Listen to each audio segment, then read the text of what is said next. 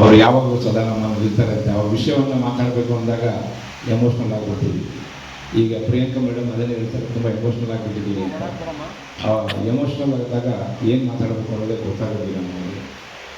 ಯಾಕಂದರೆ ಅವರು ಶಿಸ್ತನ್ನು ನೋಡಿ ಕಲಿತಂಥವುಗಳಲ್ಲಿ ಅನೇಕಗಳಿರ್ತದೆ. ಅದರಲ್ಲಿ ಈಗ ನಾನು ಹೇಳಿದೆ, ಈಗ ನಾನು ಇವರೆಲ್ಲರ ಜೊತೆ ಕೆಲಸ ಮಾಡಿದ್ದೀನಿ. ಇವರೆಲ್ಲರೂ ಶಿಸ್ತಿನಲ್ಲಿ ಇರ್ತಕ್ಕಂಥವ್ರು, ನಮ್ಮ ಜೊತೆ ಇರ್ತಕ್ಕಂಥವ್ರೆಲ್ಲ ಉಪೇಂದ್ರವಾಗಿರ್ಬೋದು, ಗಣೇಶ ಆಗಿರ್ಬೋದು, ದೇವರಾಜ ಆಗಿರ್ಬೋದು. ಎಲ್ಲ ಪ್ರಿಯಾಂಕಾ ಮೇಡಮ್ ಅವ್ರದ್ದು ಹೇಳೋಕ್ಕೆ ಇಷ್ಟಪಡ್ತೀನಿ.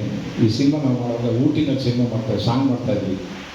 ಕಾವೇರಿಗೆ ಕಾಲುಂದರೆ ಪ್ರವೇಶಬೇಕಂತ ಸಾಂಗನ್ನು ಕೇಳಿದ್ರು. ಅದನ್ನು ಕಲ್ಯಾಣವ್ರು ಹಾಡು ಮಾಡ್ತಿರ್ತಕ್ಕಂಥದ್ದನ್ನು ಅಲ್ಲಿ ಒಂದು ಈ ರೈನ್ ಎಫೆಕ್ಟ್ ಒಂದು ಸೀನ್ ಇತ್ತು. ಸೀನ್ ಮಾಡುವಾಗ ಅಲ್ಲಿ ಊಟಿ ಅಂದರೆ ಗೊತ್ತಿರುತ್ತೆ ನಿಮಗೆ, ಭಾಳ ಚಳಿ, ನಿಯರ್ ಟು -ಡಿಗ್ರಿ ಅಂತ ಬರ್ತದೆ. ಇದನ್ನು ನೈಟ್ ಶೂಟಿಂಗ್ ಮಾಡ್ತಾಯಿದ್ದೀವಿ. ನೈಟ್ ಶೂಟಿಂಗ್ ಮಾಡ್ತಾಯಿದ್ದಾಗ ಟ್ಯಾಂಕರ್ ತರಿಸಿ ಟ್ಯಾಂಕರಿಂದ ನೀರು ಹಾಕಿ ನೀರು ಇದು ಮಾಡಿದಾಗ ತುಂಬ ಚಳಿ ತಡೆಯೋಕ್ಕಾಗ್ತಾ ಇರಲಿಲ್ಲ. ಆ ಚಳಿನಲ್ಲಿ ಹಾಕಿದ್ರು. ಅದಾದ ನಂತರ ಆ ಚಳಿನಾಗ ಅವರು ಆ್ಯಕ್ಟ್ ಮಾಡಿದ್ರು. ಅದಾದಮೇಲೆ ಏನಾಗೋಯ್ತು ಅಂದರೆ, ಈ ನಮ್ಮ ಪ್ರೊಡಕ್ಷನಲ್ಲಿದ್ದವರು ಜೊತೆಗಿದ್ದವ್ರು ಏನು ಮಾಡಿದ್ರು, ಅವರು ತಣ್ಣೀರಲ್ಲಿ ಆ್ಯಕ್ಟ್ ಮಾಡಿದ ತಕ್ಷಣ ಆಚೆ ಬಂದ ತಕ್ಷಣ ಇಮಿಡಿಯೇಟಾಗಿ ಏನು ಮಾಡಿದ್ರು, ಚಳಿ ಆಗ್ತಾ ಇದೆಯಲ್ಲ ಅಂತ ಅಂದ್ಬಿಟ್ಟು ಬಿಸಿನೀರು ಮೈ ಮೇಲೆ ಹಾಕ್ಬಿಟ್ಟು ಬಿಸಿ ನೀರಾಗುತ್ತೆ ಅಂದ ತಕ್ಷಣ ಅದು ಯಾವಾಗಲೂ ಆ ಥರ ಹಾಕಬಾರ್ದು. ಇಮಿಡಿಯೇಟಾಗಿ ಬಿಸಿನೀರನ್ನು ಹಾಕ್ಬಾರ್ದು. ತಣ್ಣೀರೆಲ್ಲ ಬಂದ ತಕ್ಷಣ ಬಿಸಿನೀರಾಗ ಅಲ್ಲಿ ಭಾಳ ಎಫೆಕ್ಟ್ ಆಯಿತು. ಅಂಥ ಚಳಿನಲ್ಲೂ ಅಂತ ನಡುತ್ತಾ ಇದ್ರೂ ಅವಾಗ ಅವ್ರಿಗೆ ಮೈ ಹುಷಾರಿದ್ದಾರಂಗಾಯಿತು. ಇಮಿಡಿಯೇಟಾಗಿ ಹಾಸ್ಪಿಟ್ಲಿಗೆ ಕರ್ಕೊಂಡೋಗಿ ಅವ್ರನ್ನ ಕರ್ಕೊಂಡೋದಾಗ ವಿಷ್ಣು ಸಾರು ನಾವೆಲ್ಲ ಹೋಗಿ ಈಗ ಟ್ರೀಟ್ಮೆಂಟ್ ಕೊಡಿಸ್ತೀವಿ. ಮಾನ್ಯ ಸರ್ ಬೇಡ, ಡ್ಯಾನ್ಸ್ ಮಾಸ್ಟರ್ಗೆ ಹೇಳಿ ಅವಾಗ ಎಲ್ಲ ನಾಳೆ ಸೀನ್ ಇತ್ತು, ಸಾಂಗ್ ಇತ್ತು, ಬೇಡ ನಾಳೆ ಬೇಡ ಮೇಡಮ್ ಅಂದರೆ ನೀವು ನಂಬೋದಿಲ್ಲ, ಹಠ ಮಾಡಿ ತಿರ್ಗಿ ಅವರು ಬಂದರು. ಅವ್ರ ತಾಯಿಯವರು ಅದೆಲ್ಲ ಬೆಂಗಾಲಿನಲ್ಲಿ ಹೇಳ್ತಾಯಿದ್ರು. ಅವಾಗ ನೀವು ಮಾತಾಡ್ತಿದ್ದಾಗ ನಾನು ಕೇಳಿದೆ, ಮೇಡಮ್ ನಾನು ಹಿಂದಿಲೂ ಮಾತಾಡ್ತಾ ಇದ್ದೆ ಮೇಡಮ್ ಹತ್ರ, ಕ್ಯಾವೋ ಮೇಡಮ್ ಕ್ಯಾವೋ ಅಂತ.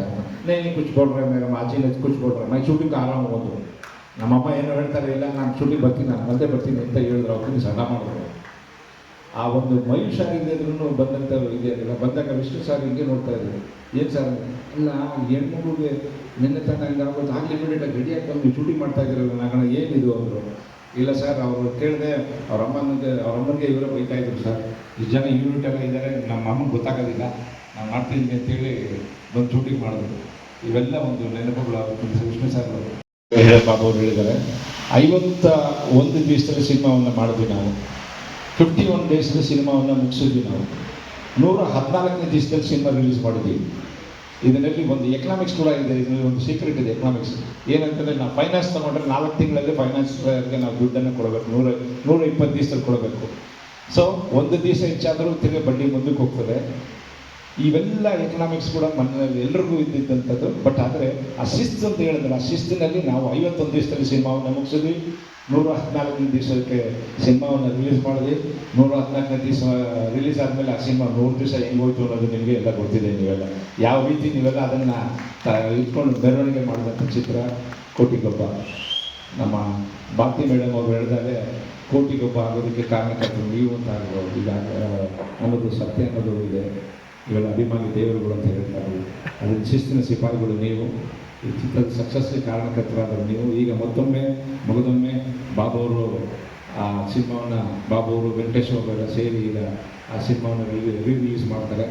ರಿಲೀಸ್ ಮಾಡಿದ್ರೆ ನೀವು ನೋಡಿ ತಿರ್ಗಿ ಅದೇ ಯಶಸ್ಸನ್ನು ಬರುತ್ತೆ ಅಂತ ನಾನು ನಂಬ್ಕೊಂಡಿದ್ದೀನಿ. ಈಗಾಗಲೇ ಸಾಕಷ್ಟು ಸಮಯ ಆಗಿದೆ, ಈಗೆಲ್ಲ ಮಾತಾಡೋರಿದ್ದಾರೆ. ನಾನು ಆಮೇಲೆ ಒಂದು ಸಣ್ಣ ವಿಷಯ ಹೇಳ್ಬಿಡ್ತೀನಿ. ಮೊದಲನೇ ನಮ್ಮ ಬಾಬು ಸೀಕ್ರೆಟ್ ಬಿಟ್ಕೊಟ್ಬಿಟ್ರು. ನಾನು ಸೀಕ್ರೆಟ್ನ ಬಿಡಬಾರ್ದು ಅಂತಿದ್ದೆ. ಒಬ್ಬ ವ್ಯಕ್ತಿಗೆ ಚಿಕ್ಕ ವಯಸ್ಸಲ್ಲಿದ್ದಾಗ ಅಥವಾ ಬೆಳೀತಾ ಇದ್ದಾಗ ಒಂದು ಯೌವನದ ಸ್ಥಿತಿ ಬಂದಾಗ ಒಬ್ಬನಿಗೆ ಅವನ ಮನಸ್ಸಲ್ಲಿ ಒಬ್ಬ ನಾಯಕ ಅಂತ ಇರ್ತಾನೆ. ಒಬ್ಬ ಇನ್ಸ್ಪಿರೇಷನ್ ಇರ್ತಾನೆ. ಆ ಇನ್ಸ್ಪಿರೇಷನಲ್ಲಿದ್ದ ಒಂದು ಯುವಕ ಇದ್ದ.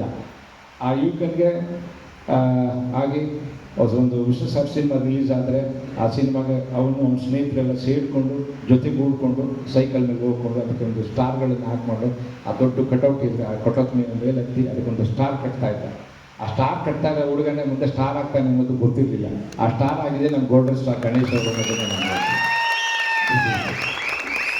ಇದನ್ನು ರೂಪ ಚಿತ್ರಮಂದಿರ ಅಂತ ನೆಲಮಂಗಲದಲ್ಲಿ ಇವಾಗೆಲ್ಲ ಅದನ್ನು ಭಾಳ ಇಂಪ್ರೂವ್ ಮಾಡಿದ್ದಾರೆ. ಆ ಥಿಯೇಟ್ರ್ನಲ್ಲಿ ಇದ್ದು ಬೆಳೆದಂಥ ಹುಡುಗ ವಿಷ್ಣು ಸರ್ ಜೊತೆಗೆ ಅವರು ಶಿಸ್ತನ್ನು ಅವ್ರು ಕಲ್ತಿದ್ದಾರೆ ಅನ್ನೋದಕ್ಕೆ ಸಾಕ್ಷಿ ಇದೆ ಅಂತ ಹೇಳ್ತೀನಿ ನಾನು. ಸೊ ಅದರಿಂದ 2 ಮಾತನ್ನು ಹೇಳಿ ನಾನು ನನ್ನ ಮಾತನ್ನು ಮುಗಿಸ್ತೀನಿ. ಎಲ್ರಿಗೂ ನಮಸ್ಕಾರ. Thank you.